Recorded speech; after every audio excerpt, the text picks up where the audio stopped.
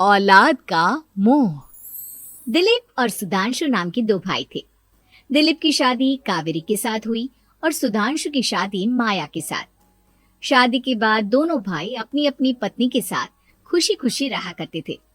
दोनों भाइयों के परिवार एक ही घर में रहता था। साथ में खाना, साथ में घूमना, कुल मिलाकर दोनों भाइयों का परिवार खुशहाल परिवार था। कुछ सालों के बाद दिलीप की पत्नी कावेरी को एक बेटा हुआ। भैया, आज मैं बहुत खुश हूँ। चाचा बन गया हूँ मैं। हाँ भाई साहब, इस बच्चे के घर में आने से तो रौनक आ गई है। मैं सबको बताऊंगी कि मैं तो चाची बन गई हूँ, चाची। तुम दोनों कितने अच्छे हो।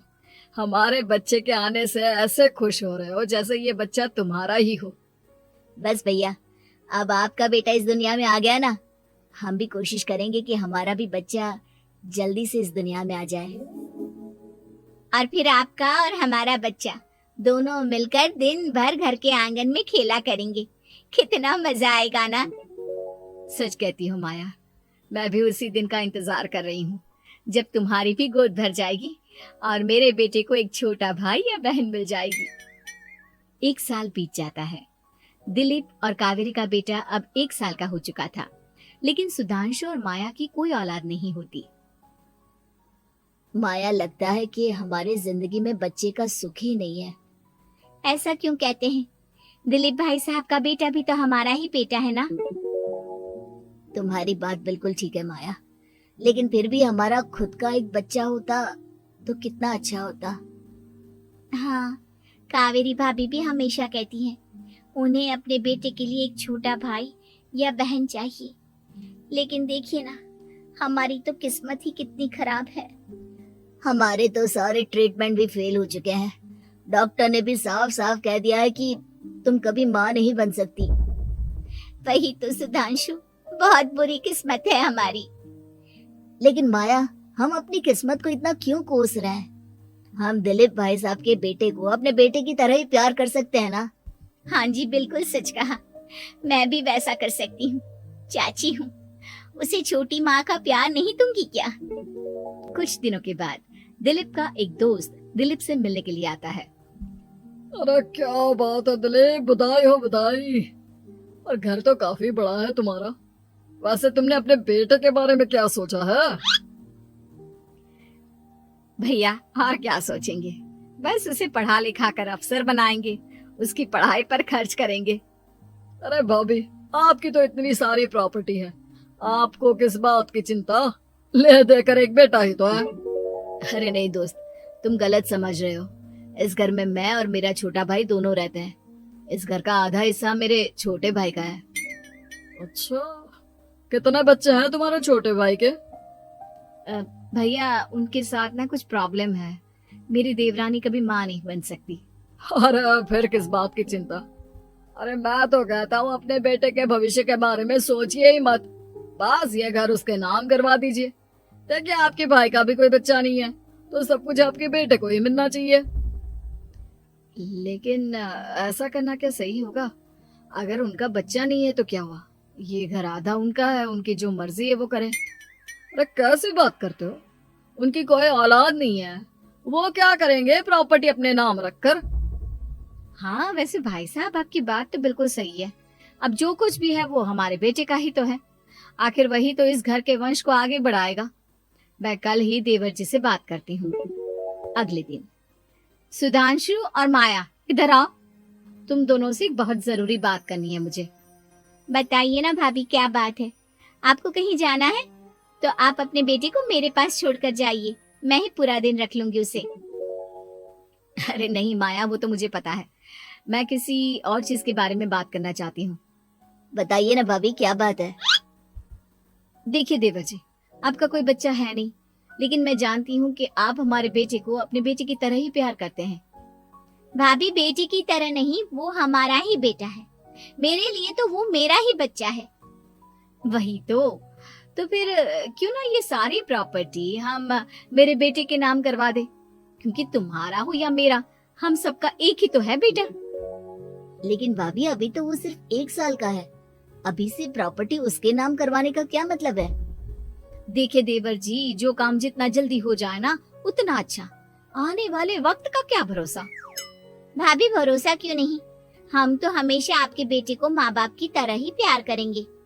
हाँ, लेकिन फिर भी मैं चाहती हूँ कि ये सारी प्रॉपर्टी मेरे बेटे के नाम हो जाए। अब मुझे नहीं लगता तुम दोनों को इसमें कोई भी परेशानी होगी, है ना?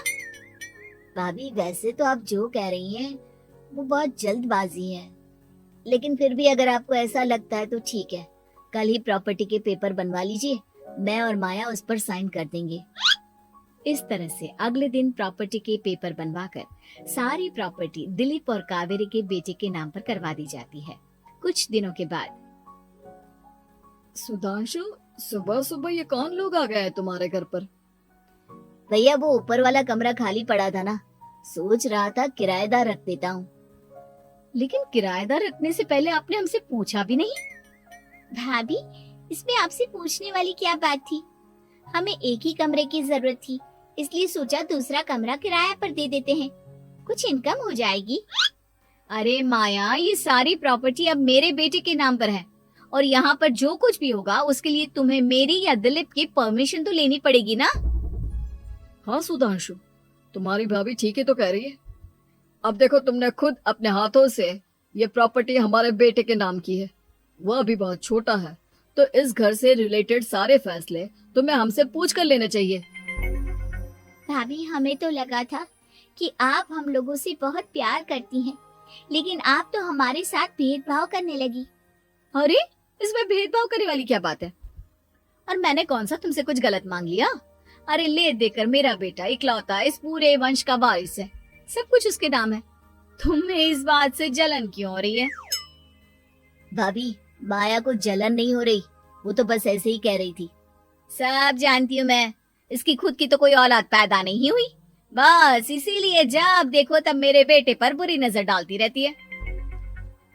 देखो माया, कावेरी तुमसे बड़ी है, वो जैसा कहती है वैसा करो। और वैसे भी इस घर पर अब तुम लोगों का कोई अधिकार नहीं है, वो तो हम लोगों की भलाई समझो जो तुम्हें अभी तक यहाँ रहने दिया है। भैया आप इतने कैसे बदल गए? इस प्रॉपर्टी ने आपके दिल से हमारे लिए प्यार पूरी तरह खत्म कर दिया है क्या? इसी तरह वक्त बीतता जाता है और देखते देखते दिलीप और कावेरी का बेटा प्रणव 25 साल का हो जाता है और उसकी नौकरी लग जाती है। पापा आज मेरा अपॉइंटमेंट लेटर आ गया है, मैंने सिंगापुर में जॉब ज्वाइन कर ली है। लेकिन प्रणव, विदेश में नौकरी करने जाने से पहले तुम्हें कम से कम अपने मम्मी पापा से एक बार पूछना चाहिए था ना। इसमें पूछने वाली क्या बात है माँ, मैं सिंगापुर जाकर जॉब करना चाहता हूँ तो करना चाहता हूँ।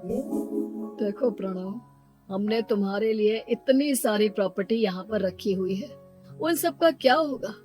यहाँ रहो, बिजनेस करो। सॉरी पापा, मैं यहाँ रहकर कोई बिजनेस नहीं करने वाला, और ये जितनी भी प्रॉपर्टी आपने मेरे लिए संभाल कर रखी है ना, ऐसे ही किसी को दान में दे दीजिए, क्योंकि मैं सिंगापुर से वापस इंडिया आकर कभी नहीं रहने वाला। दिमाग खराब हो गया है तेरा?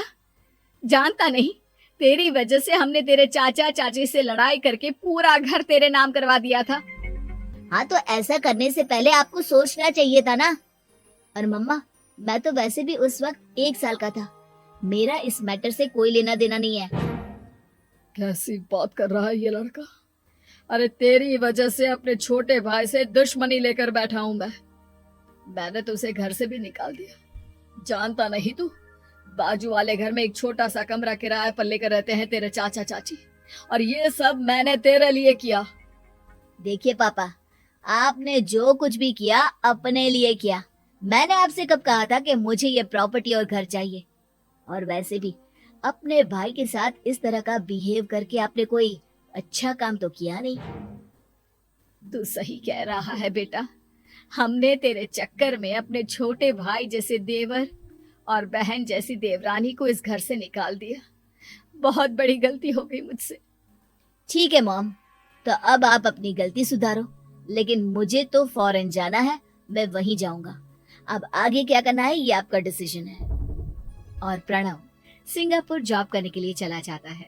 कुछ दिनों के बाद जब दिलीप और कावेरी को अपनी गलती का एहसास होता है तो वो सुधांशु के घर पहुंचती है। सुधांशु, माया, हमें माफ कर दो, हमसे बहुत बड़ी गलती हो गई। क्या हुआ भाभी? आज इतने सालों के बाद अब हम गरीब लोगों के घर क्या करने आए हैं? भाभी, हमने तो खुशी खुशी अपने भतीजे को सब कुछ दे दिया, अब हमारे पास कुछ भी नहीं बचा है। भाई मुझसे बहुत बड़ी गलती हो गई, जो तेरे जैसे भाई को मैंने प्रॉपर्टी के चक्कर में घर से निकाला, और जिसके लिए मैंने ये सब कुछ किया वो खुद ही विदेश चला गया।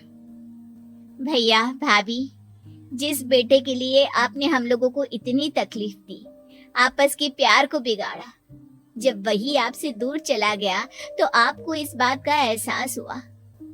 लेकिन माफ कीजिए, अब हम आपके साथ रहने के लिए उस घर में नहीं आ सकते।